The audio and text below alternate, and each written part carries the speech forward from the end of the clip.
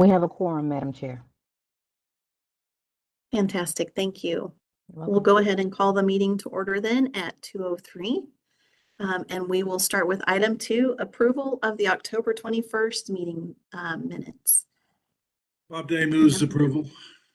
Thank you, Bob. In a second. I'll second.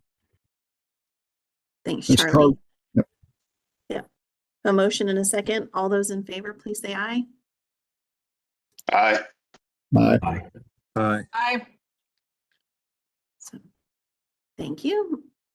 Motion passes. Item 3, discussion and recommendation on the fall amendment cycle. Ryan? Thank you. So just bringing back the fall amendment cycle item that we presented last time, as well as at the policy board meeting. So pretty basic. Really, I think the most important thing is for Joyce to update on what we heard from the community outreach that we conducted from October 7th through November 8th. So we did have a public meeting since we last brought this to the technical advisory committee. And we are asking for a recommendation on the process to the policy board. And we're going to take it to the policy board on December 9th for adoption.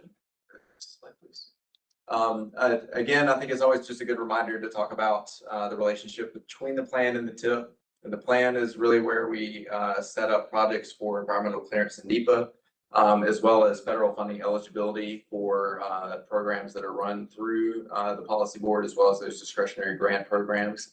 And then when they receive that commitment of funding, that's when they're submitted for the transportation improvement program, where the policy board authorizes the funding to be spent within the region.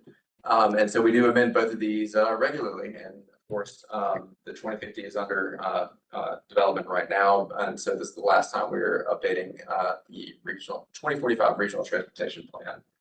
To go to the next slide. And again, these are the amendments that are being proposed. We have 12 amendments to the transportation improvement program, as well as 3. Those that are listed in green are the RTP projects. Hopefully everyone's had a chance to, I won't review all of these. I did that last time and at the policy board meeting, but if you have any questions, please let me know. But these are the amendments that we're submitting to the policy board. And with that, I'm going to hand it over to Joyce to talk about the amendments and outreach. Thanks, Ryan. So we received 6 public comments about this amendment cycle. There were a few comments regarding safety for bicycle and pedestrian access, and safety on a couple of roadways, as well as increasing safety through lighting on various roadways. We received a comment about compatibility with specific chargers. And then we also had a comment about moving up some of the projects in the Georgetown area. And that was the summary of the comments we received. Thanks, Joyce. And so with that, I'll take any questions. Me or Joyce will take any questions, and we are requesting the TAC recommend adoption of the amendments to the 2025, 2028 TIP and 2045 RTP. Thank you. Awesome, thank you. Anybody have any questions or comments? Amy? Hi all, Amy Robertson from Bastrop County here. I was just wondering if someone would be able to walk me through the thought process behind the proposed removal of the flyover at State Highway 71 and FM 1209 from this TIP. I'm gonna hand that over to TxDOT to answer that question. I do know that project was moved out fiscal year wise. But yeah, so if TxDOT's on the line, I'll have them answer that question.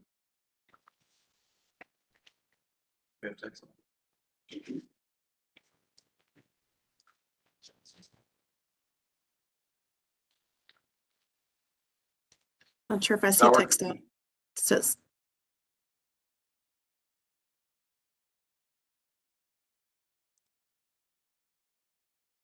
Not sure if TxDOT's on the line, Amy, No. But I'll follow up. I do know that one, I think there were some funding changes in the 2025 Unified Transportation Plan.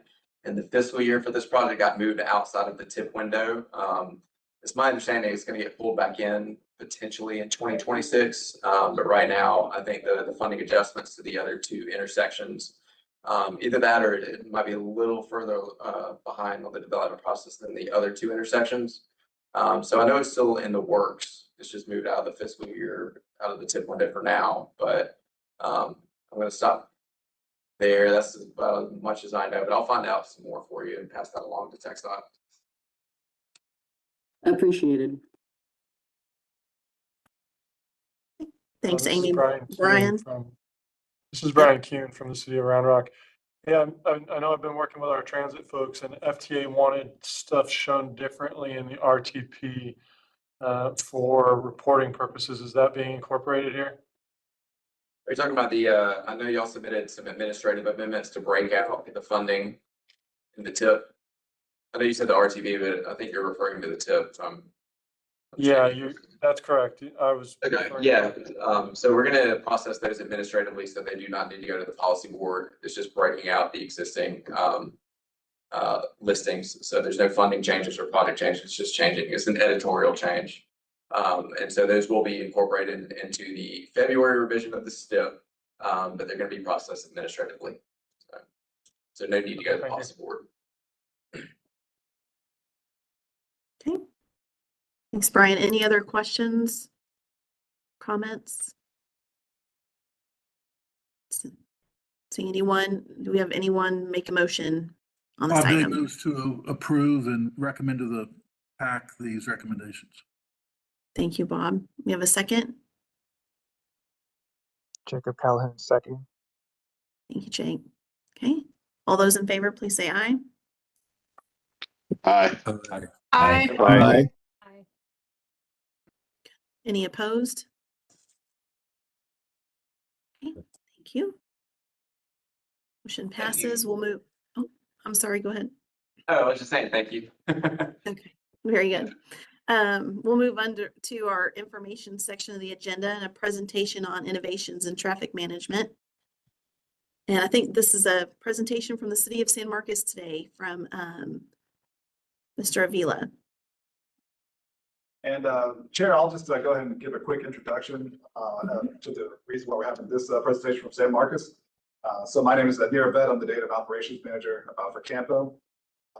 Several weeks ago, on October 22nd, particularly, CAMPO held a region-wide workshop for discussing its update to the regional ITS architecture.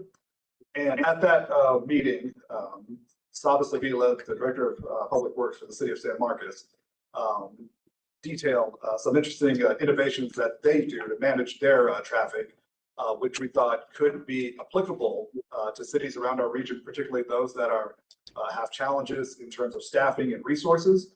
And we thought that there would be some lessons learned there that other cities in the region could incorporate. So we asked Sabas to prepare a presentation for us and to give it at this TAC meeting, and that's where we are today. So Sabas, you can take it away. Thank you. Good afternoon, everyone. Can you hear me okay? Yes. Yep. If we can. Perfect.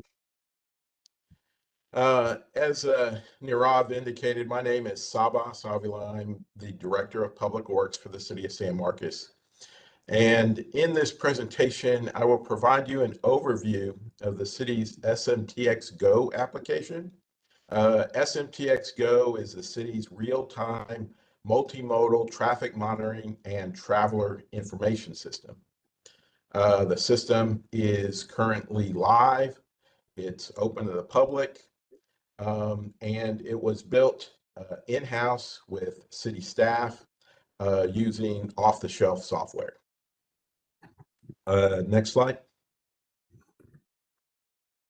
So before I begin, let me tell you a little bit about San Marcos and what kind of prompted this project. As many of you know, San Marcos is located on the southern portion of the CAMPO region between Austin and San Antonio. San Marcos is home to the 7th largest university in the state, Texas State University. What you may not know is that Texas State University is a commuter school. Approximately 60% of the students commute to school each day from Austin, San Antonio, and surrounding communities. And San Marcos is also home to the outlet malls as well as the San Marcos River. Altogether, San Marcos sees about 14 million visitors a year to the city. The city of San Marcos is also a coordinated transit system with Texas State University. And what also makes traffic interesting in San Marcos is that the city is completely bisected by two Union Pacific railroads, one that goes up to Dallas and beyond, and one that goes to Houston. So that was the starting point for our project. Next slide. So as you see on this slide, we had some very specific needs for our system. With all this traffic, we needed a traffic management system that provided a quick snapshot of the city's multimodal transportation network at any given time and in real time. But as a small city, we also do not have the manpower to have someone monitor traffic all day in a TMC. So we needed a system that will monitor traffic for us and provide us alerts of any potential issues. Additionally, as a small city, we have limited funds, of course, like a lot of cities. So we need a system that maximized our existing resources and did not require a lot of supplemental funding. And last, we needed a system that was shareable, that we could share not only with our emergency management people, but also our multimodal partners like Spin and Carts. And lastly, we wanted to share it to the public. So that's why we began development on this project. Next slide. So what is SMTX Go? So SMTX Go, like I said, is a real-time traffic monitoring and traveler information system. It combines everything into one easy-to-use online web map that includes traffic incidences from Waze. The city of San Marcos is a Waze partner. So we provide them our road closures, and they in turn provide us their real-time incidences and traffic speeds. It includes our road closures. It includes railroad crossing closures, traffic signal statuses, water crossing closures. It includes our real-time bus map, bus tracker, and it also includes real-time location of our spin scooters and bikes. Next slide.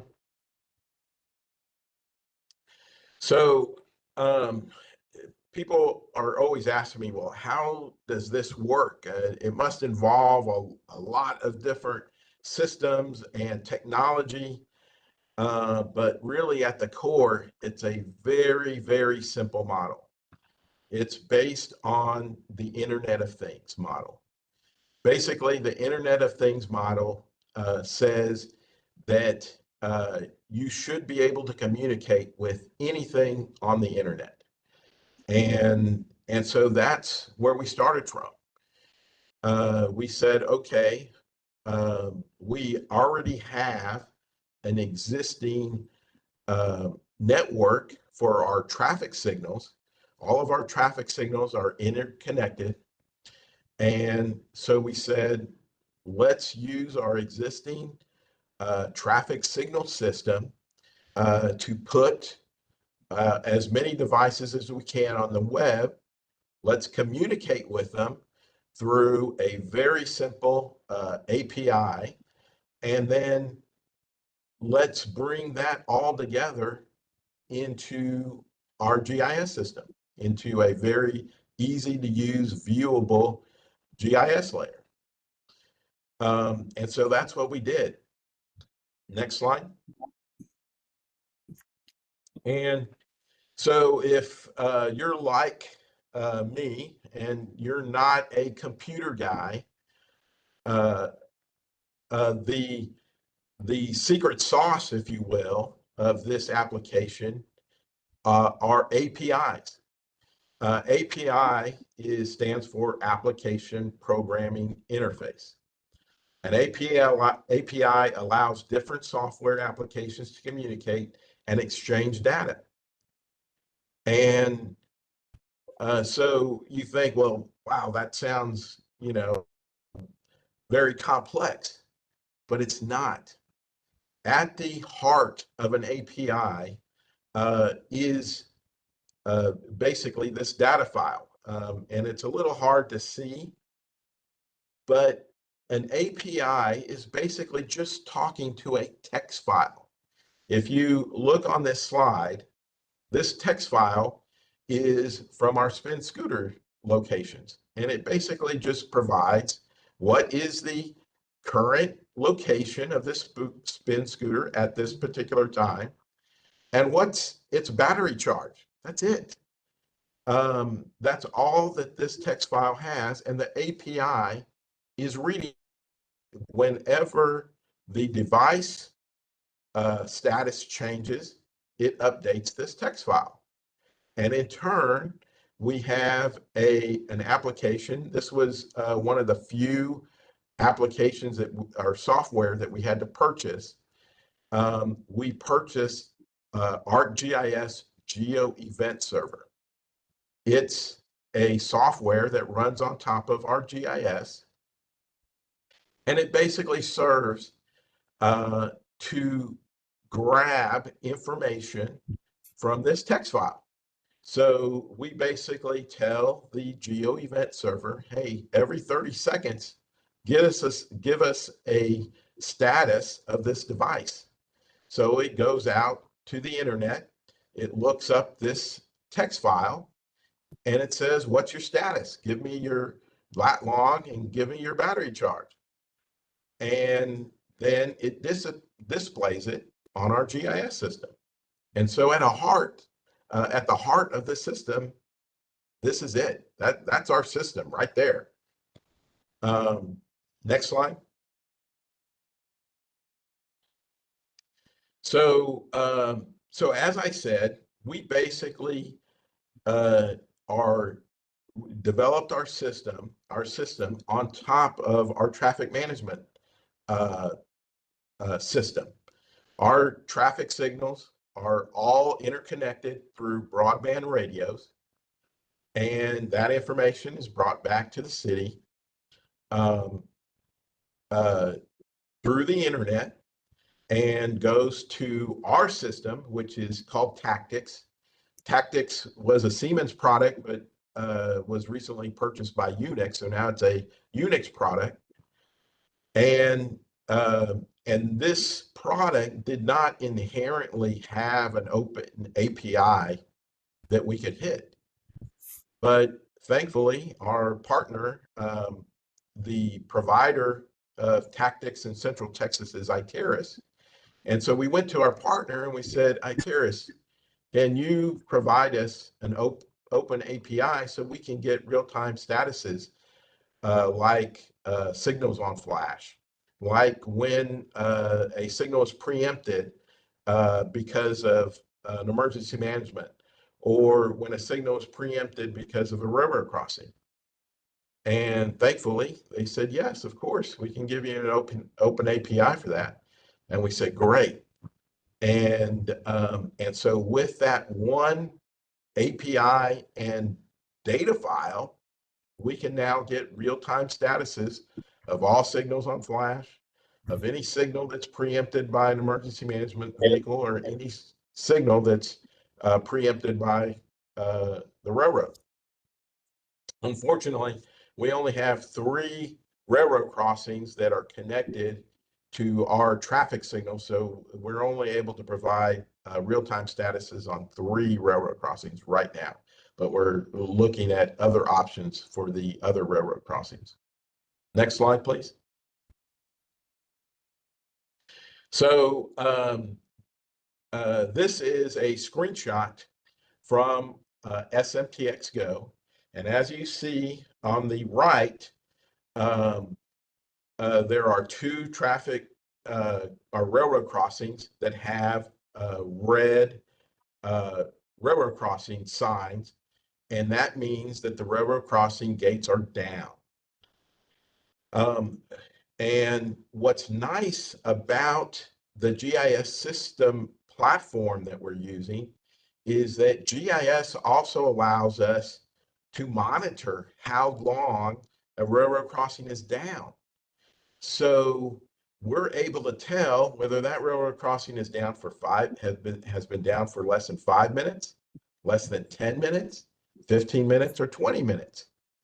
And at the 10-minute interval, Esri GIS also allows us to send out alerts.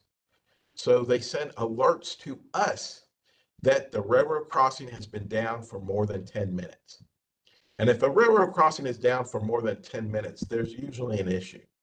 So then what we do is we go to our real live traffic cameras and we assess what the issue is.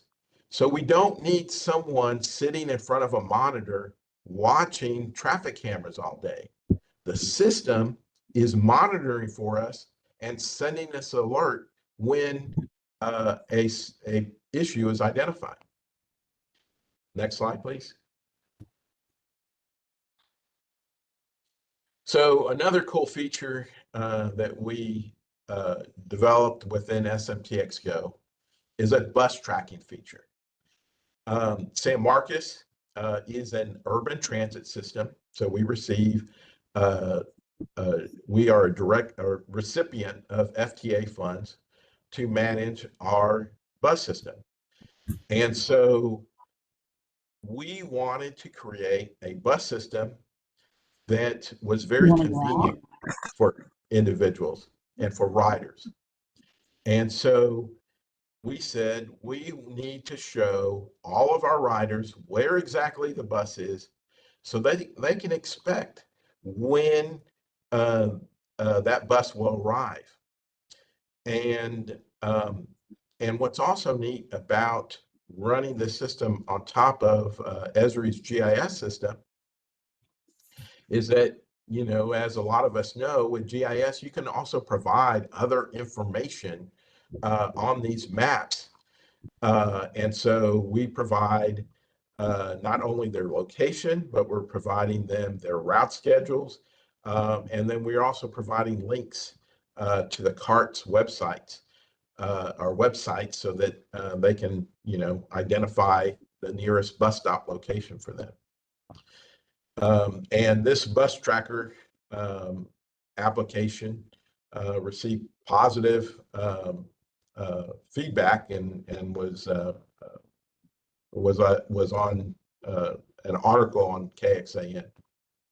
Next slide. So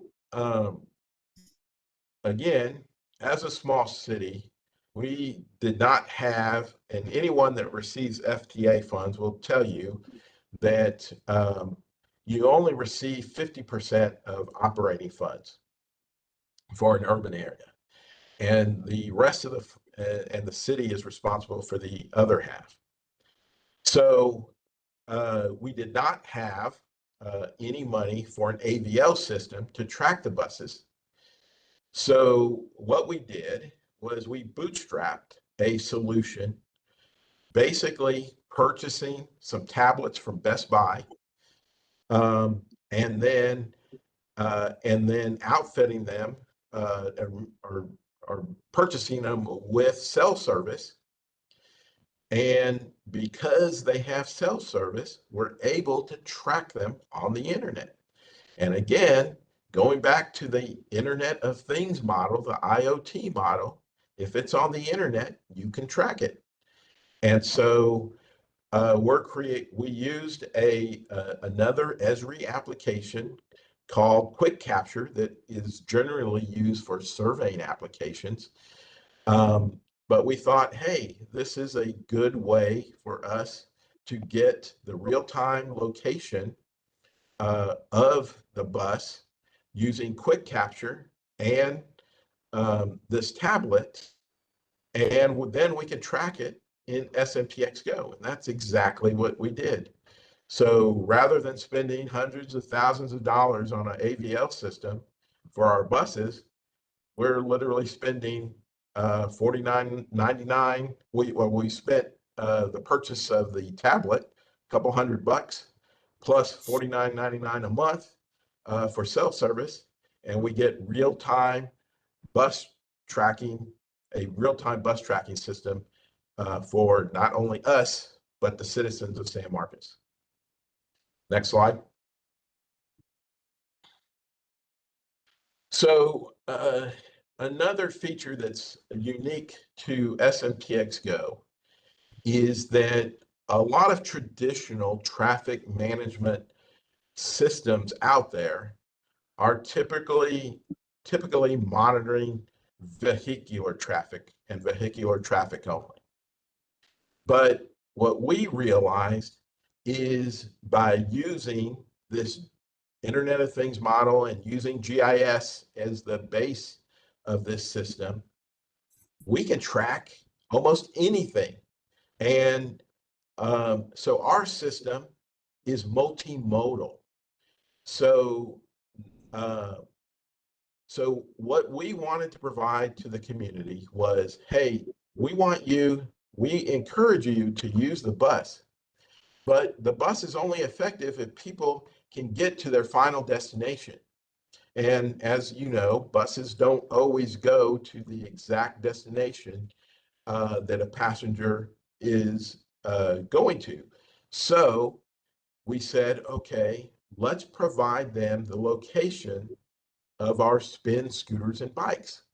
So you can ride the bus, get off of the bus, go to our SMTX Go application, and see exactly where a scooter or bike is located, so you can use the spin scooter or bike for your last mile.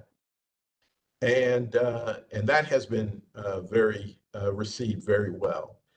So as you see here, you see all these orange dots, and those are the locations of all the spin scooters and bikes. And as I mentioned earlier, the text file includes a location of the bike and scooter and its charge.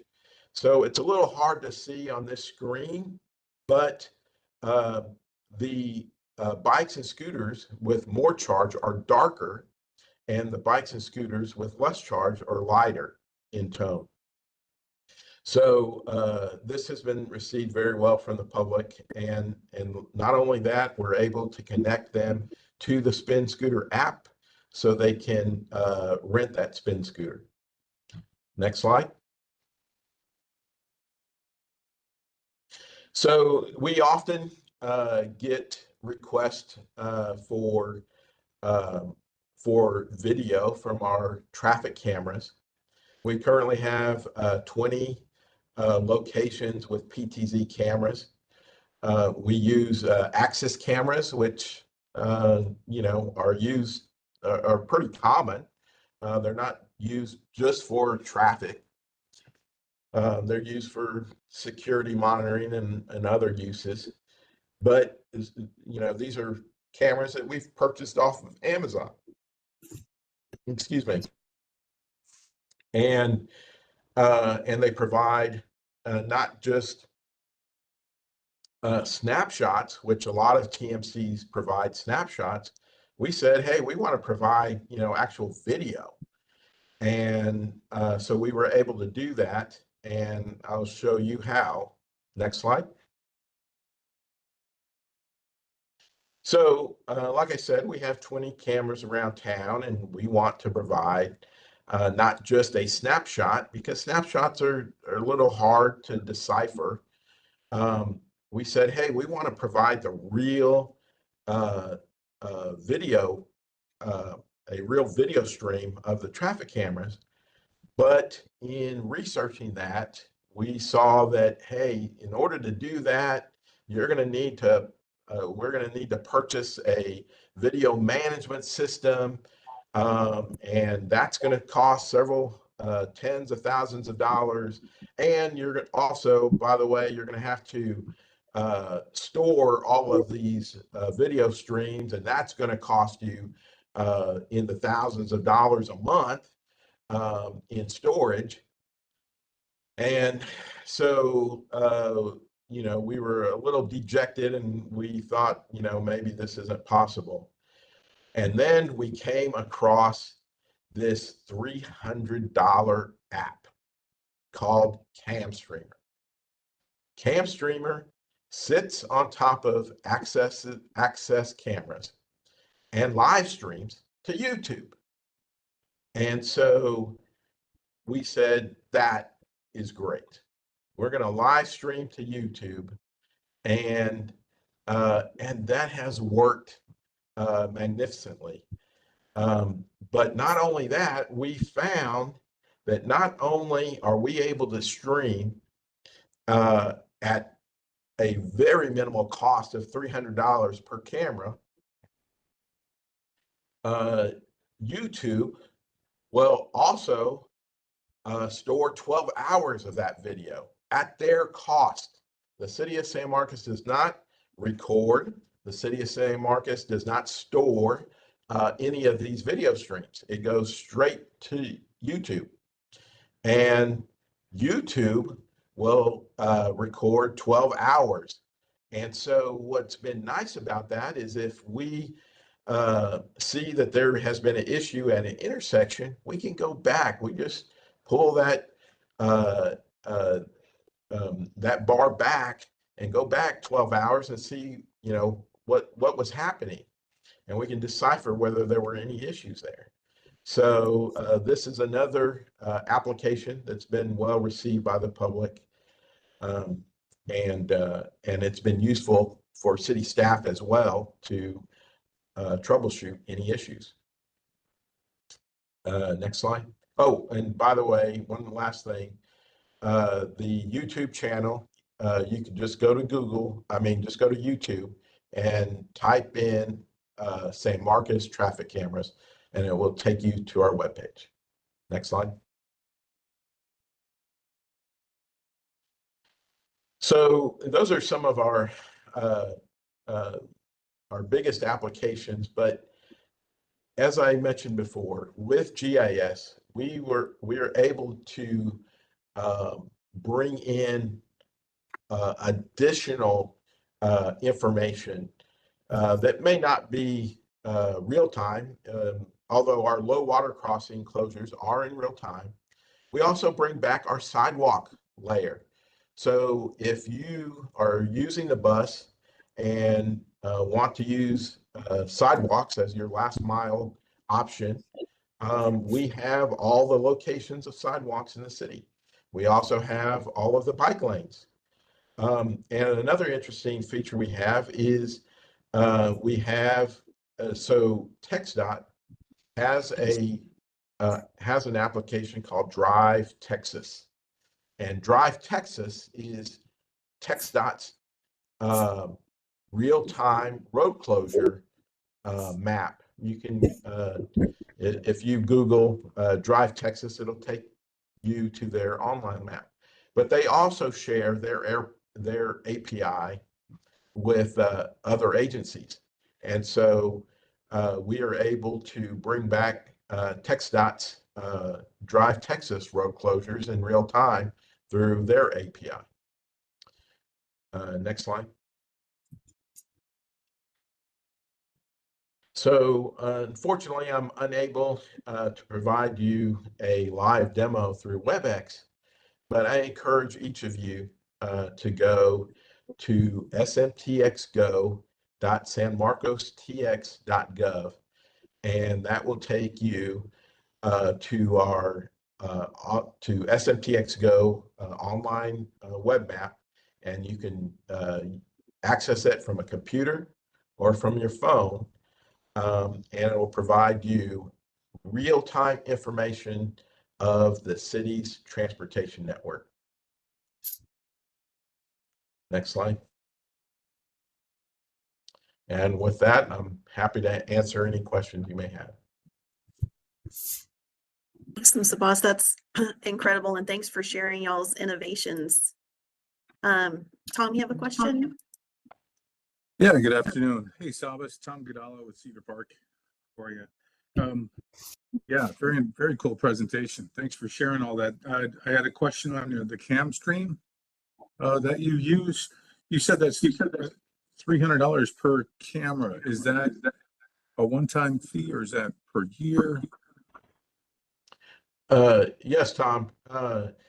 It is a one-time fee to purchase the software, and there are no additional costs after that one-time purchase. That's awesome. And then you said it's per camera. So if you have like a pan tilt zoom camera at an intersection, is it just static to they see whatever position you leave the camera on, or do you have multiple cameras per intersection that a viewer could use? Yes. It is $300 per camera, and it's streaming whatever view you have on the camera. So with access cameras, with a PTZ camera, you can actually change the view like every 60 seconds. Let's say you want to show the northbound approach, and then 60 seconds later show the southbound approach, and then show the eastbound and westbound approach. You can do that with the access cameras that we have, but we haven't gotten to that point yet. All we're doing is people are seeing, we haven't pointed to the view that most people want to see, and we keep it at that view only. But like I said, we're a small city. This application was developed literally with 3 people: myself, my traffic engineering manager, and our GIS specialist. And the YouTube channel was created by me. And so, to be frank, I just don't have a lot of time to spend, programming the access cameras to rotate in each direction. So right now, it's only pointed in one direction, and that's the view that everyone sees. That's awesome. Hey, thanks, Sabas. I could tell my 12-year-old son that I know a famous YouTuber now. Thank you. All right. Thanks. Awesome. Any other questions? I think I missed one. Good. I have a Awesome. question. Okay, Kathy. Just hi, Sabas. How are you doing? Hi, Long time Kathy. I'm no doing see. well. Thank you. Good, good, good, good. Good to hear from you. I'm just wondering, you have several different things that you could do if you were just starting out down this road. What do you think is the most important thing to start with, and how would you add things on? So that's a very good question. And what I would say to any small city starting out is start with the resources that you have already.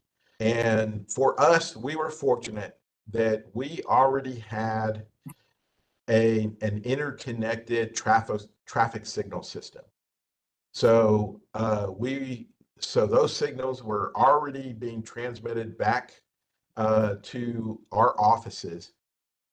All we needed to do was create APIs for those devices out in the field. So luckily, Iteris, who is the distributor for Tactics in Central Texas, they provided an API for our traffic signal system. And our partner, our micro mobility partner, Spin, provided us an API for their scooters.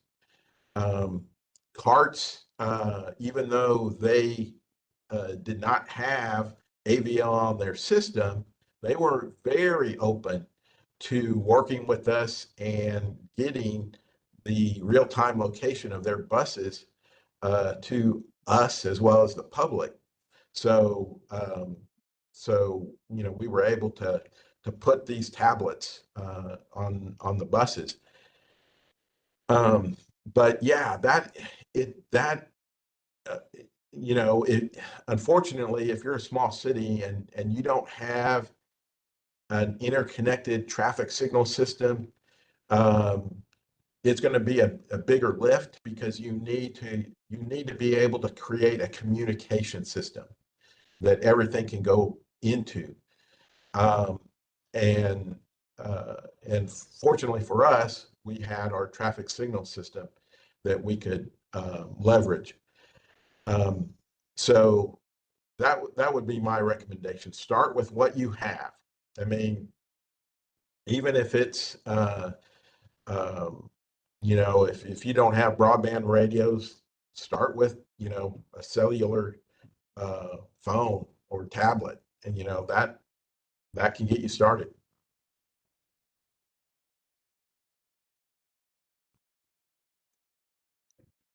Okay, thank you. I'm And a little one thing confused, but that's not unusual, so it's fine. one thing that I would like to add is that a lot of cities are already using GIS. A lot of cities know how to use GIS.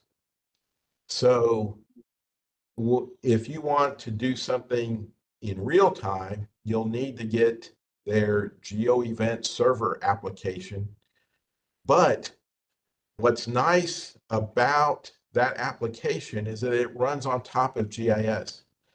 So if you're a small city like us, it is not a hard transition for your GIS specialist to understand how GeoEvent Server works. Once, with their knowledge of GIS, they're easily and quickly able to connect to that GeoEvent server and get things connected.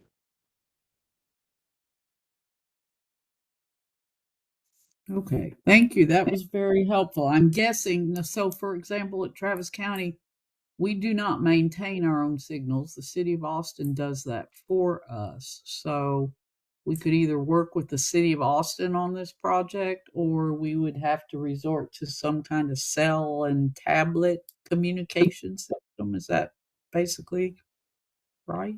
That's true. I believe the city of Austin's traffic signal system is KITS. And so, yes, you would, if you want to bring back traffic signal information like signals on flash or preemption, yes, you will have to work through their system. Okay, thank you. Great job, by the way. Fabulous. Thank you. So, thanks, Kathy. Anybody else have any questions? See any other hands? So, boss, thank you so much again for sharing all that you're doing in San Marcos. You're welcome. And I would just like to close to everyone on this call. Please go to YouTube, type in San Marcos traffic cameras, and like and subscribe. We need to bring up those subscriber numbers.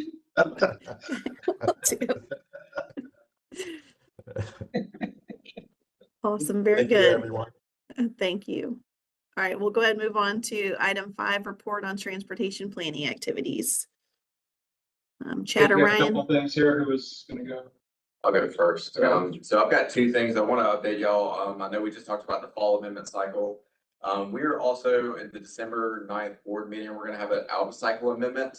So the spring amendment cycle applications were due last Wednesday. And after everything's been submitted by that due date, we're requesting to move the spring amendment cycle up to do an out of cycle amendment, which is the quick action option. So this will be a separate item at the policy board meeting with a different set of amendments that we're going to be requesting to be approved. These requests are being made to ensure several projects. We've got a couple of large discretionary grant projects that need to be included in the TIP before the end of the calendar year. and be submitted for the February STIP revision, which is also where we're going to submit the fall amendment cycle. And that's due in mid-January, so we are going to move that up. So I just want to let everyone know that. I also want to point out too, for all future amendment cycles, there is a schedule included in the amendment policy and procedures booklet that goes through the next 2.5 years essentially of amendment cycles. So if you have any questions or if you need to know when the next due date is going to be, that's going to be the master schedule for your review and something you can use. So on the next slide, I just want to go through the out of cycle amendments that were submitted. We've got 5 new listings in the transportation improvement program. This includes the cap and stitch that the city of Austin received the community investments grant back, I think a few months ago. Actually a little bit earlier than that, but anyways, that's being submitted for the transportation improvement program. They also received a grant for the Barton Springs Road Bridge. And then TxDOT has 2 new projects on the SH 130 roadway where they're going to be adding a lane in each direction. And then the corridor A2, which I believe is going to be receiving a grant next year from the administration. So just want to make sure that gets included so they can receive functional classification. And then we also have 2 additions to the Regional Transportation Improvement Program. This includes I-10, and then we're going to be making some changes to the RM 2243 listing for environmental clearance. And so we are still reviewing these. As I mentioned, the due date was November 18th. No, excuse me, November 13th. So I'm still reviewing. So some of this information may change, but I wanted to let y'all know this is coming down the pipe and will be presented at the December board meeting. I've got a couple other announcements, but just wanted to stop there and ask if there are any questions on these in particular.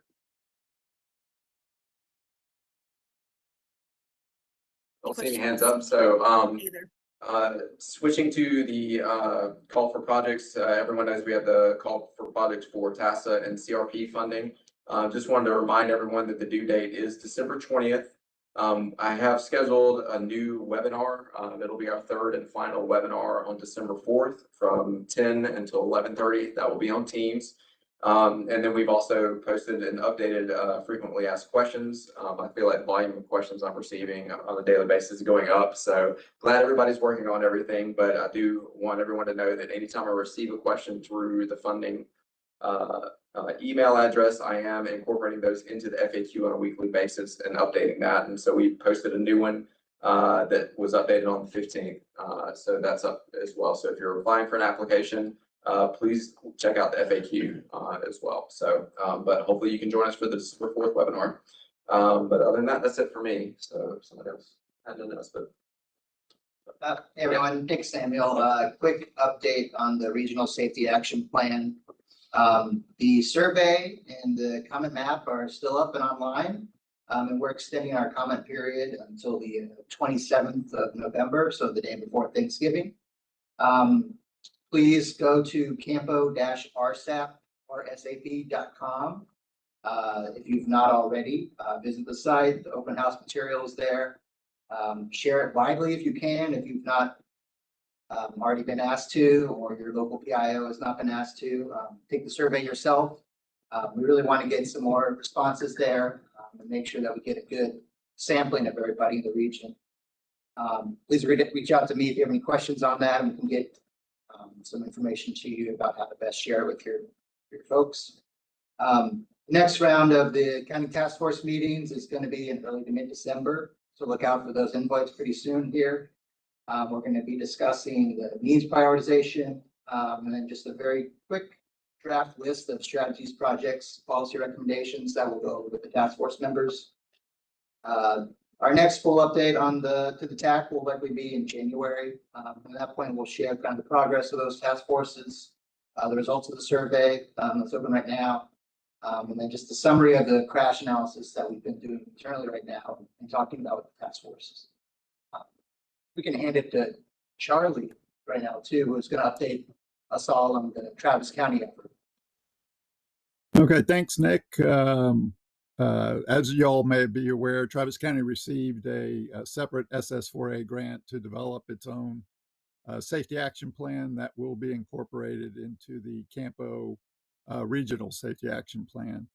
The plan will be countywide, encompassing all roadways within the unincorporated area, and will include a separate action plans for 9 of our 10 partnering cities. The city of Austin already has its own Vision Zero plan, which will be incorporated into the county's plan. Now, as with CAMPO, we are using a safety task force on the Travis County Safety Action Plan. We have roughly about 50 members. The task force has completed its safety analysis and is currently completing roadway safety audits, and we'll finalize our plan goal in January and review the draft plan throughout the spring. The plan's first round of public engagement is currently open, as is CAMPO's. It also includes an online survey and interactive map that will conclude on November 27th. Up to this point, we've received over 1,100 surveys and just over 1,200 interactive map comments. So we've been enjoyed those results. We've also attended 5 community events to receive comments on where the public feels unsafe on Travis County roadways. Information and links to the survey and the interactive map can be found at tctxsafestreetsforall.com. And the 4 is the numeral 4, don't spell 4 out, just use the numeral 4. So for the remainder of the schedule, in December and January, we will develop our draft safety action plan that will include a list of prioritized safety projects and strategies. In late January and February, we'll go into a second round of public engagement on our draft safety action plan. And then in March and April, we'll work to complete the final county safety action plan for Commissioner Court approval. Once we receive that, we hope that that will occur late April. We'll be able to incorporate that into the CAMPO Regional Safety Action Plan. So, any questions? All right. Give it back to you, Emily. Awesome. Thanks for that update. You got another one? Yep. Sure. Just one quick update from me on the 2050 RTP, just to let everybody know where that work process stands. We're currently working on matching the projects that were submitted to us for consideration for constraint with the revenue we estimated available for state and federal funds. Once we have completed that analysis, we will be reaching back out to folks to let them know which of their projects met were above that cutoff, and then to start the conversation about the remaining portion of local funds that could be used to put projects into the constrained list. So while we are not going to have a item to discuss this on TAP in December, you will be hearing from me before we discuss the draft plan in January. So do expect to hear from me regarding the project list within the coming weeks. That's the last of the announcements we have here. Awesome. Very good. Thank you. With that, we'll go to chair announcements with the next policy board meeting coming up on December 9th at 2. And our next TAC meeting is scheduled for the 16th at 2. And then with that, we'll go ahead and adjourn the meeting at 2:57.